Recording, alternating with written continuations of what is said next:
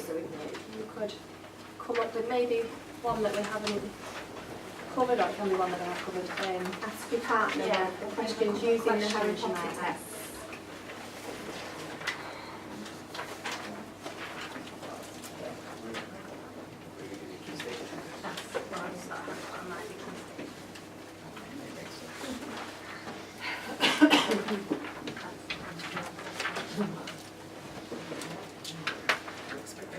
That's good.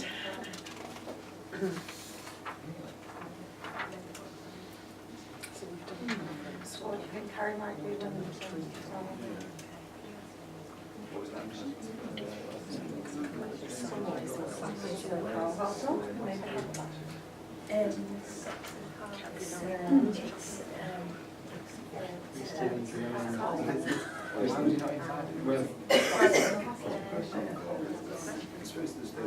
Where's the time? Which thing's the most important word in this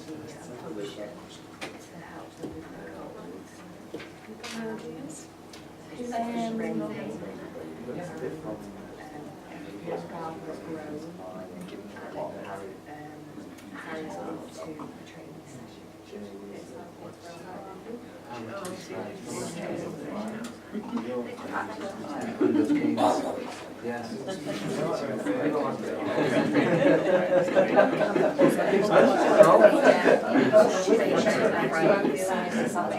not just understand the word.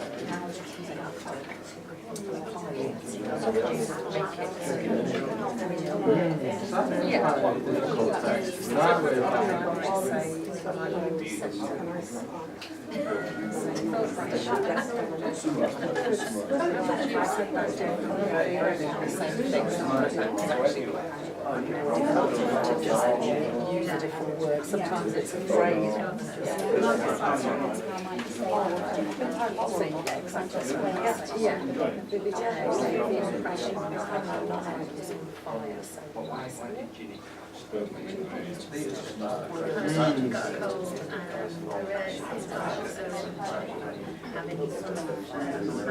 Just really makes sense. Questions that in the moment, to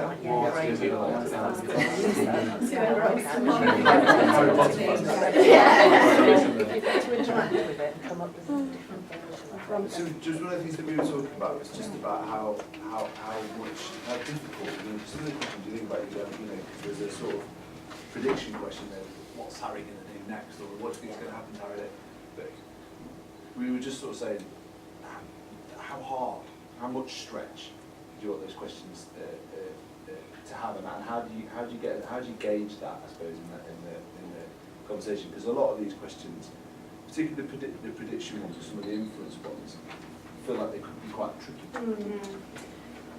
It's hard to say, but it does sort of, as you're reading through, it will just, kind of... Yeah, your conversation with the child before, as you're discussing the book with the child, will give you a clue to how able that child is. The year 3 children, if they're struggling, you may still be using the Key Stage 1 questions with them, but as you go into year 6, you may start pulling out for them. If they're struggling to answer the question, you could say, well, I think, and you give them the example. So you might say, oh, I think that this is going to happen, and they will pick up what you are saying to them, and you will know how much that they're able to answer. If they're looking at you completely blankly, then you know they really don't understand the question, so you'll pull it back a little bit. But if they're looking at you, they don't really know where you're going, give them an example. It's good to tell them what you think, because actually they'll pick up from what you say and they just go with it then. But if they've still not got it after you've given an example, then just pull it back. And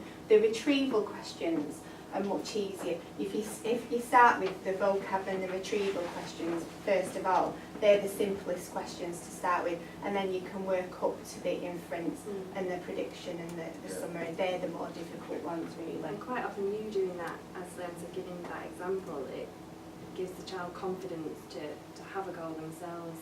And it is important as well that if they are struggling, don't kind of make an issue of it, just kind of give an example and maybe move on then, just so they don't feel like, oh, I don't know this, because I've taught children that as soon as they think they don't know, kind of freeze up, and then they don't want to do it then. Or sometimes what you can do is say something that's obviously ridiculously wrong, Yeah. because they will then quite happily tell you, no, that's not, obviously, Yeah. that's not going to happen.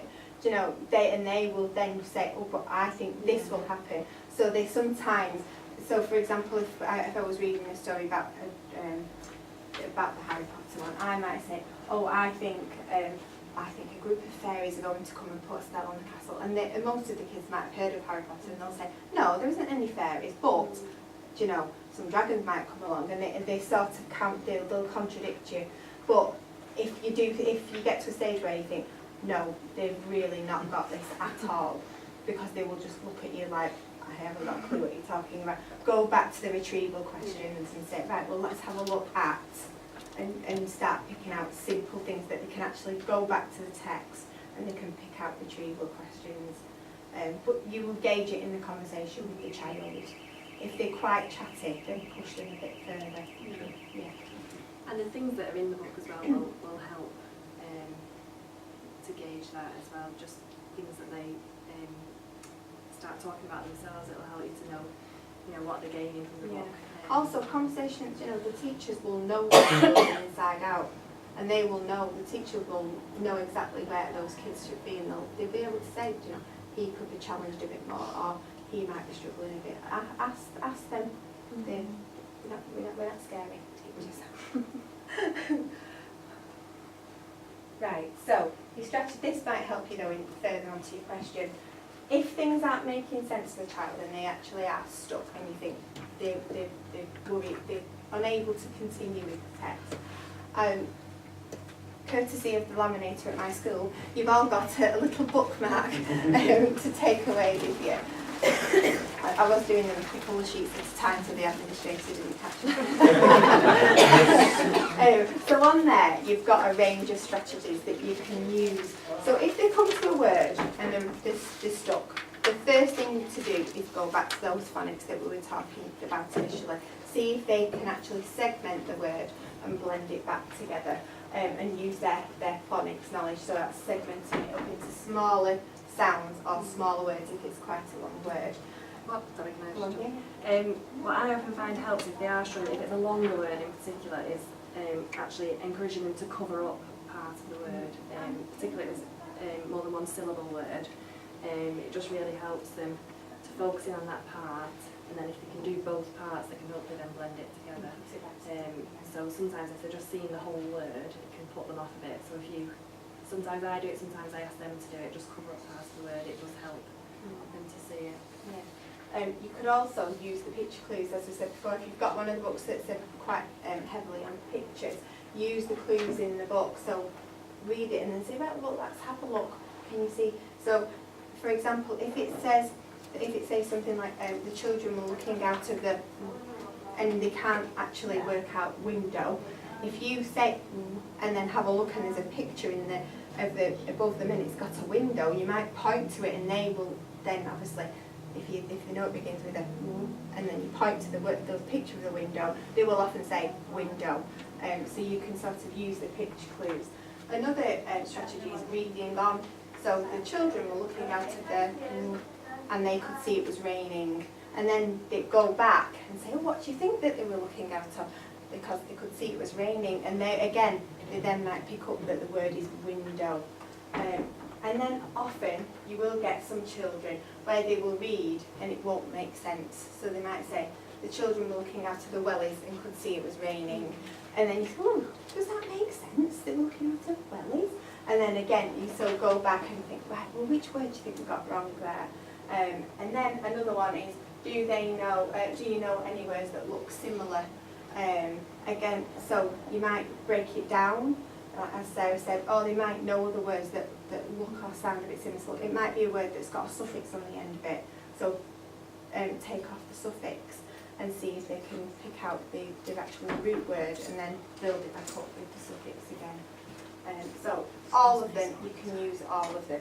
It's not, we have done it like that, but you might actually dip in and out depending on which one they actually need. Yeah, exactly. It doesn't really matter which order you try it in.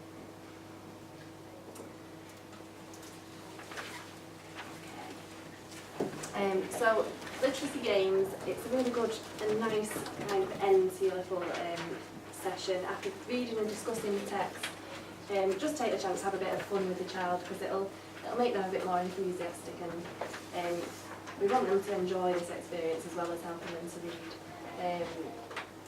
So as well as checking their understanding of the book, it serves that purpose as well, but it can also be an opportunity for them to have a chat with you just one-to-one again, and it will promote enjoyment in the session, as I just said.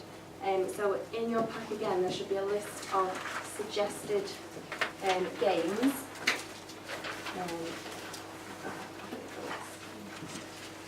But if you just have a little look down then, there's a few games which might be related to words, there's some games which might be related to the understanding of the text. And that's not an exhaustive list either. There might be some that you already know of, or there might be some that just come to your mind when you're in the session and that you might want to try. So Demonstrate this one. Okay. So one of the ones that you've got in there, I've given you, I'm actually giving you a sheet with this, but I've cut them up and laminated them. What you could do is, once you've read the book, you could put the cards down and then just actually get them to turn one of the cards over. So they might pick up, I'm not starting because that's what you want. How? So then you might say to them, how was the character, how was Biff feeling when she found the dragon under her bed? And then you can get them to actually think about that. You might pick up who, so you might say, who is the main character in the story? So just see if actually they can just pick out that specific information. When did the story take place? So it's just simple things, simple questioning. It's just a bit of a game, but they'll like it because they've got to pick up a card and then they've got to think about that. So that's one on the list there as well. There's lots of ones. With the ones where you've got a non-fiction text, one of the ones that I like is find the fiction that we do. So they can pick 3 things out. So if they've been reading one about the moon, you could say to them, right, think of 3 facts, but one of them is going to be wrong. So you've got to actually get them to think about it. So they might say to you something like the moon orbits the earth. They might say that the earth has got 1 moon, and then they might say the moon is made of cheese, or something quite simple. And you've got to identify which one is the incorrect fact, and then you might do something in return. So you might think of 3 things. That then is just checking that they are understanding what they have read as well. You can do that about a non-fiction, you can do that about a fiction as well, so you can pick out 3 things. That's one they quite like, because they quite like to think that they can con you. Yeah. They like to see if they can try and trick you. Competition. Yeah. They like anything like that. Yeah. Has anyone got any questions about the games list? The schools have said that they will have some games available, or most of them will do as well, so yeah. we should have some. We're trying to think of ones where you wouldn't need a lot of resources, the things that you can just do with the children.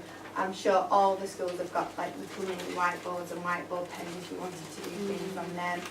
You could take out of the classroom to use.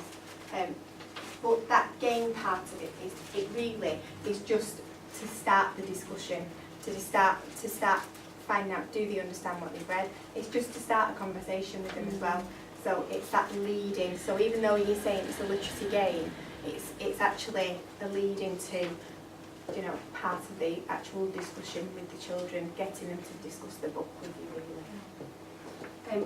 I think did we put on as well about they can sort of tell their own stories, so those cards could also be used for that. If you've kind of exhausted the book, they love to talk about telling stories, and that can help.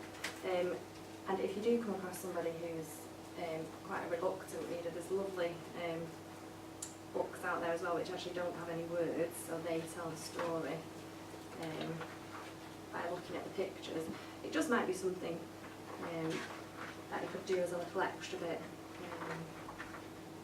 They quite enjoy things like that if there comes a a need for it. I think really. they like books like that because there's no wrong, Yeah, there's they no can, wrong answer. yeah, exactly. Whatever they decide is happening in the story, it's right.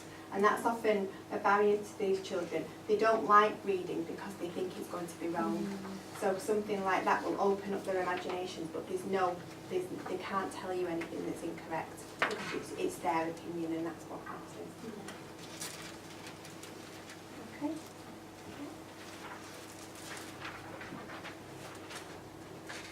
So just some hints, tips and we say frequently asked questions because we sat there and it's the first time we looked at it, so we were just thinking, what may be a frequently asked question? Because it's never been asked before.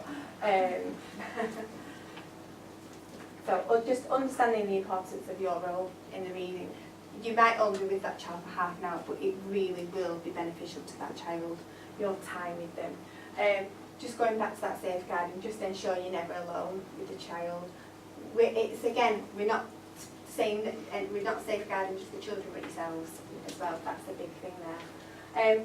Have a plan for your session with possible resources, and I'm not saying going, type lesson plans, but just think like we're going to read for 20 minutes. We're going to ask them some questions and possibly play this game with them. It's always good to have a rough plan because if you ever not got a plan, the children quite often know that, and then